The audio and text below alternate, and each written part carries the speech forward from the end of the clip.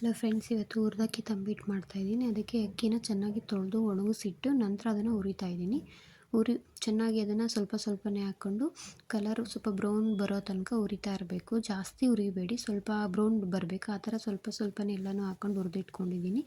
ನಂತರ ಅದನ್ನು ಹುರಿದ್ಬಿಟ್ಟು ಮಿಲ್ಲಲ್ಲಿ ಹಾಕಿಸ್ಕೊಂಡು ಬರಬೇಕು. ಮನೇಲಿ ಎಷ್ಟು ಪೌಡ್ರ್ ನೈಸಿಗೆ ಬರೋಲ್ಲ, ಸೊ ಮಿಲ್ಲಲ್ಲಿ ಹಾಕಿಸ್ಕೊಂಬಿಟ್ಟು ನೋಡಿ ಈ ಥರ ಪುಡಿ ಬರುತ್ತೆ.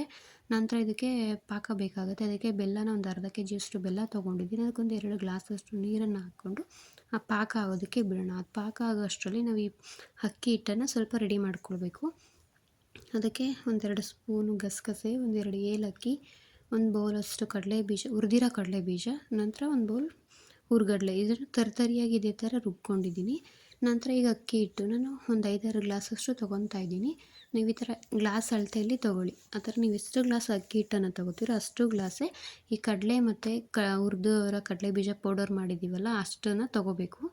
ನಂತರ ಇದಕ್ಕೆ 1 ಗ್ಲಾಸಷ್ಟು ಕಡಲೆ, 1 ಗ್ಲಾಸಷ್ಟು ಕಡಲೆ ಬೀಜ, ನಂತರ 1-2 ಗ್ಲಾಸಷ್ಟು ಕೊಬ್ಬರಿ. ನೀವು ಬೇಕಂದರೆ ಕಡಲೆಪುರಿ ಕೂಡ ಸೇರಿಸ್ಕೋಬೋದು. ನಾನಿಲ್ಲಿ ಸೇರಿಸ್ತಿಲ್ಲ.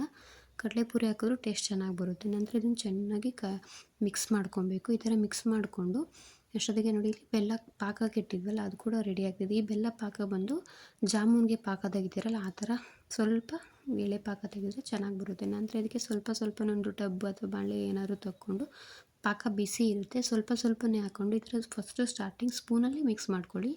ನಂತರ ಕೈಯಲ್ಲಿ ಚೆನ್ನಾಗಿ ಅದನ್ನು ಮಿದಿಬೇಕು ಮತ್ತು ಪಾಕ ಬೇಕಾಗುತ್ತೆ. ಆ ಸ್ವಲ್ಪನೇ ಹಾಕ್ಕೊಂಡು ಪಾಕ ಮಾಡಿಕೊಂಡ್ರೆ ಉಂಡೆ ಕಟ್ಟಿದ್ರೆ ಹುರಿದಕ್ಕಿ ತಂಬಿಟ್ಟು ರೆಡಿ ಆಗುತ್ತೆ. ತುಂಬಾ ಟೇಸ್ಟಿಯಾಗಿ ಬರುತ್ತೆ. ಒಂದು ಸಲ ಟ್ರೈ ಮಾಡಿ ನೋಡಿ.